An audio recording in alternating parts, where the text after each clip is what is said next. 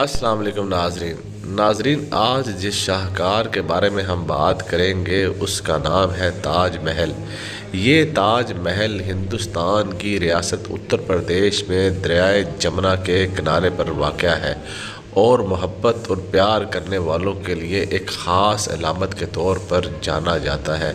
ये वही ताज महल है जो कई सौ साल पहले एक बादशाह ने अपनी बीवी की मोहब्बत और यादगार के तौर पर तैयार करवाया था, और इतना खूबसूरत तैयार करवाया कि मौजूदा दौर में इसे 7 अजूबों में शामिल कर लिया गया है।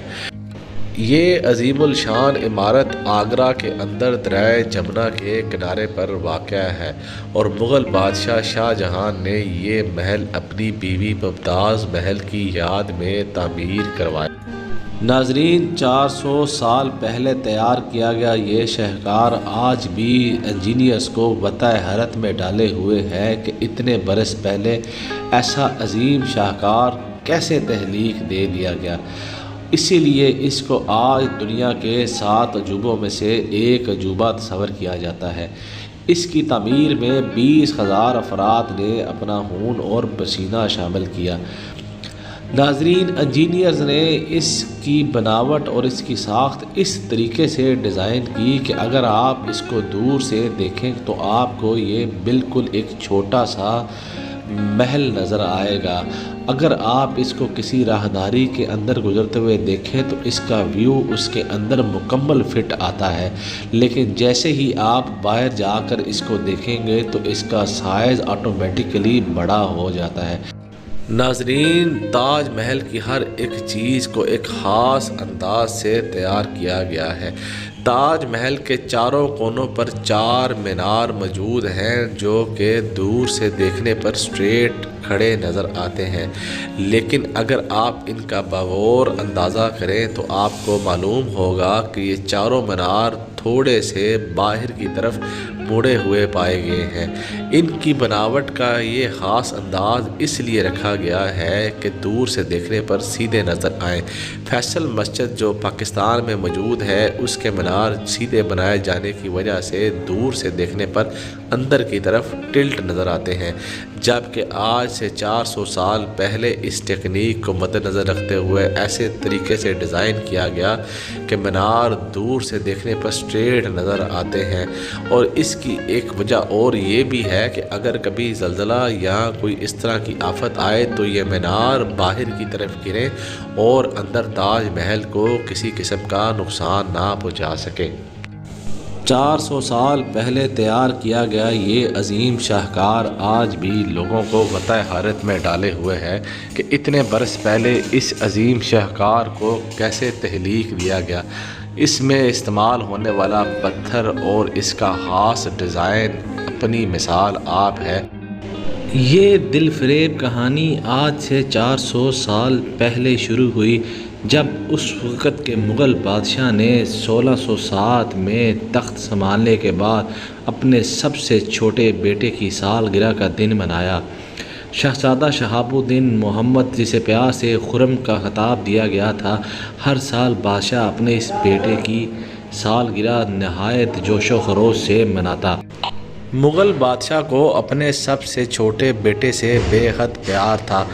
बादशाह सलामत हर साल अपने छोटे बेटे की सालगिरह पर शहज़ादे के वज़न के मुताबिक सोने, जवाहरात और हीरे अपनी राया में तकसीम करते, लेकिन इस साल बादशाह ने एक ख़ास इख्तिमाम कर रखा था। बादशाह ने अपने बेटे की शादी अपने वज़ीर की बेटी मुमताज़ महल के साथ कर दी और इस तरह दोनों शहज़ादा और शहज़ादी शादी के बंधन में बंध गए। लेकिन नाजरीन, उस वक़्त कोई भी नहीं जानता था कि इन दोनों की मोहब्बत रहती दुनिया तक अमर हो जाएगी और रहती दुनिया तक इसका नाम लिया जाएगा। इसी तरह वक़्त गुज़रता गया और शहज़ादे की कुल 6 शादियाँ हुईं, लेकिन शहज़ादा सबसे ज़्यादा प्यार अपनी बीवी मुमताज़ महल से करता था। शहज़ादा मुल्की अमूर चलाने में मसरूफ़ हो गया और जंगी मुहिमात पर जाने लगा। اسی دوران شہزادے کو ایک بہت بری خبر ملی کہ اس کے والد کا انتقال ہو گیا اور مملکت کی ذمہ داریاں اس کے کندھوں پر آ گئیں۔ شہزادے نے مملکت کو مضبوط کرنے کے لیے ملک کے طول و عرض میں دورے کرنے شروع کیے اور جنگی مہمات پر جانا شروع کیا۔ 1628 میں شہزادے کو باقاعدہ طور پر برصغیر میں مغل بادشاہ کے طور پر چن لیا گیا۔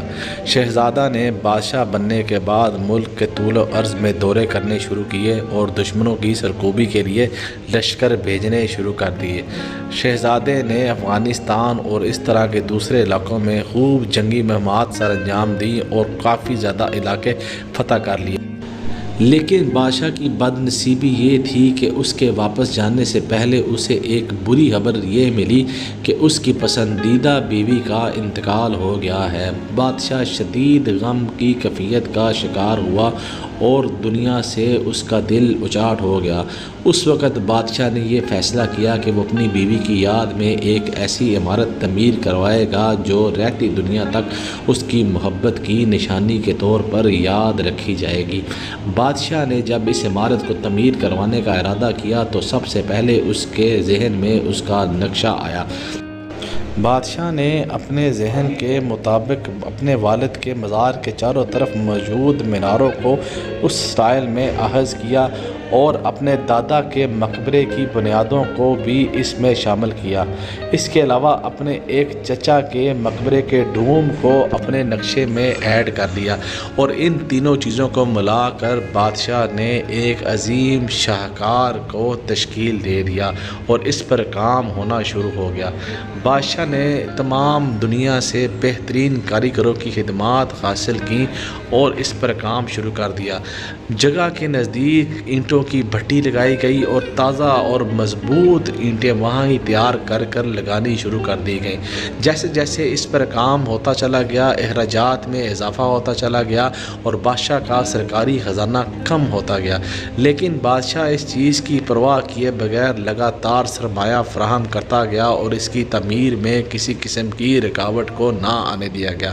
ایسا عظیم شاہکار تیار کیا گیا کہ دنیا بھر میں اس کی مثال آپ ہے۔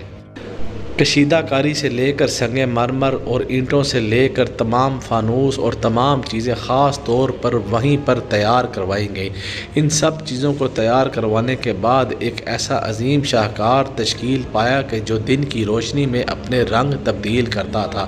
صاف آسمان میں مقبرے کا رنگ انتہائی سفید نظر آتا، جبکہ شام کے وقت میں اس کی رنگت میں تبدیلی واقع ہو جاتی۔ تو ناظرین، یہ تھی اس کی محبت کی نشانی جو رہتی دنیا تک تمام لوگوں کے لیے ایک عظیم شاہکار کی حیثیت رکھتی ہے۔ ناظرین، بادشاہ کی اپنی بیوی سے محبت کی لازوال کہانی تاریخ کی کتابوں کا حصہ ہے۔ آج کی انفارمیٹیو ویڈیو کو جاننے کا شکریہ۔ اپنا بہت سارا خیال رکھیے گا اور دعاؤں میں یاد رکھیے گا۔ اللہ حافظ۔